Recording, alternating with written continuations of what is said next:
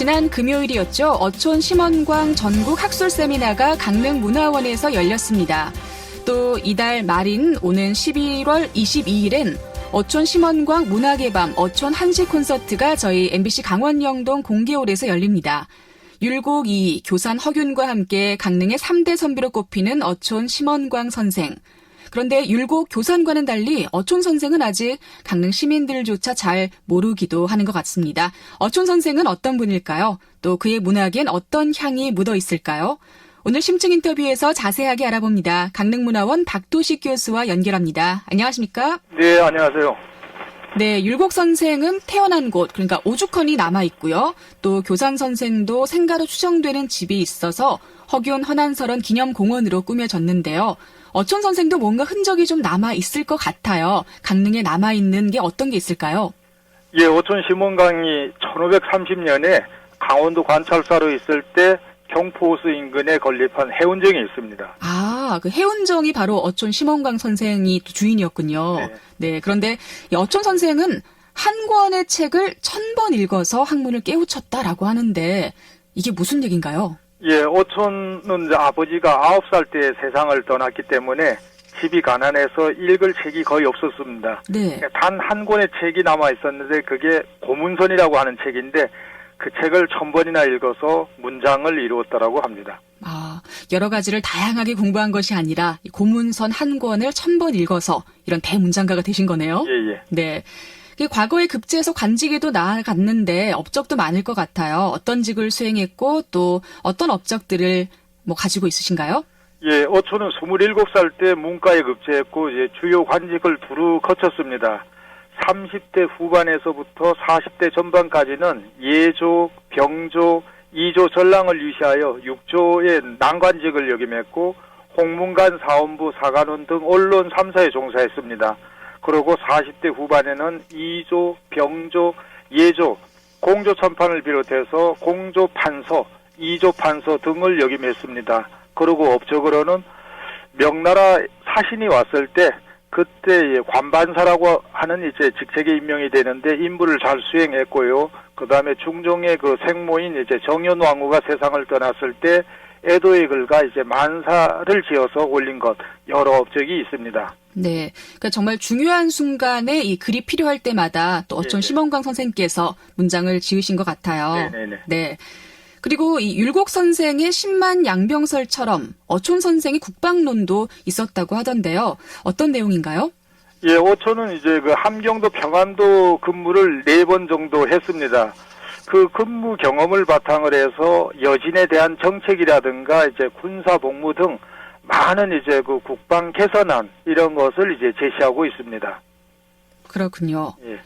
그리고 또 이 어촌 선생이 그 김한로와 엮이면서 삭탈관직을 당하고 고향으로 내려오셨다라는 이야기를 들었는데요. 좀 어떻게 된 이야기인지 설명을 부탁드리겠습니다. 예, 먼저 그 김한로의 아들이 김희라고 있는데 김희가 이제 중종의 사위가 되거든요. 그것을 계기로 이제 중종 19년에 그 김한로가 이제 이조 판서에 보임이 되는데 그 후 무소불위의 권력을 행사하다가 남권 심정 이런 공신 세력에 의해서 축출되어서 경기도 풍덕에 이제 유배를 가게 됩니다. 그때 김한로는 다시 조정에 들어갈 계획을 세우고 있었는데 어촌은 김한로가 세자를 보필하고 김효사림을 조정한다. 그 말을 믿고 힘써 이제 그를 조정으로 끌어들이게 됩니다. 그로 인해서 이제 김한로와 이제 가깝게 지내게 되는 것이죠. 네. 그런데 나중에는 또 이렇게 삭탈관직까지. 예. 네. 이 어촌 선생이 또 조선의 관료로서 정치가이기도 했지만 문장가로도 유명하잖아요. 예. 우리 교수님께서 혹시 어촌 선생의 좋은 시가 있으면 한 수 소개를 좀 부탁드려도 될까요? 예, 호숫가 집이라고 하는 시가 있는데 제가 읽어드리겠습니다. 네. 작은 집 지음에 참으로 은자의 거처이니 한가루이 지내며 배고픔 달랠만 하네. 담장은 낮아 구름은 시이 넘나들고 창은 고여하여 달이 먼저 엿보네. 대나무 심어 황량한 빈터를 입고 열아 동굴 끌어다 낮은 울타리 덮었네. 깃들어 지내도 할 일은 많으니 아침 저녁 일과로 시를 읊조린다네. 네. 호숫가 집이군요. 예, 예. 혹시 이 시는 언제쯤 지어진 건지 뭐 기록이 남아 있나요? 예, 예. 그 호숫가 그 집에 그 해운정에 거처할 때 그때 지은 것으로 보입니다. 아, 우리도 강릉 해운정에서 이런 예, 좋은 시를 지어주셨군요. 예, 예. 네. 그리고 이 어촌 선생이 관직을 삭탈당한 후에 강릉으로 낙향해서 시를 읊으며 지내다가 네. 54세의 나이로 돌아가셨다라고 하는데요. 네.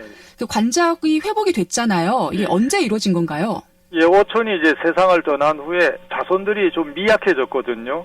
오촌의 억울함을 세상에 이제 해명하지 못하다가 오촌의 5세손 되는 심징이 오랫동안 정성을 들여서 오촌의 결백을 이제 밝히는 자료를 빠짐없이 이제 수집해서 세 차례에 걸쳐서 상소 끝에 관직이 이제 회복이 됩니다. 오촌이 이제 세상을 떠난 지 이제 145년 만에 이제 관직이 회복이 되고요.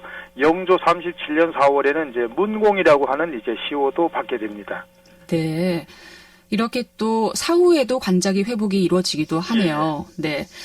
그 이제 후대의 관리나 학자들은 예. 우리 어촌 선생에 대해서 어떻게 평가를 했는지도 좀 궁금한데요. 예, 강릉 출신 허균 선생은 조선조에 들어와 강릉이 배출한 명인 석사 가운데 문장으로 세상에 이름을 날린 사람은 어촌 심원강과 간제채연 등이 있다라고 이제 그 얘기를 하고 있습니다. 이들 모두는 이제 사가의 저술에 기재되어서 허균 당시까지도 사람들이 그들의 이야기를 이제 했다라고 이제 기록에 남아 있습니다. 그렇군요. 네. 자, 오늘 이 심층 인터뷰 강릉문화원 부설 평생교육원 박도식 교수와 함께 어촌 심원광 선생에 대한 이야기를 나눠봤습니다. 고맙습니다. 네. 네, 어촌 선생이 남긴 800수 이상의 시가 우리 후손들에게 또 많은 감명을 주고 있습니다. 조선 중기를 대표하는 문장가이자 사상가, 또 앞으로도 이런 우리 지역의 역사 인물을 통해서 시민들의 자긍심이 높아질 수 있기를 바랍니다. 자, 라디오 동서남북 오늘 순서는 여기서 마치도록 하겠습니다. 저희가 노래 한 곡 오늘 11월의 첫날을 맞이해서 준비를 해봤는데요.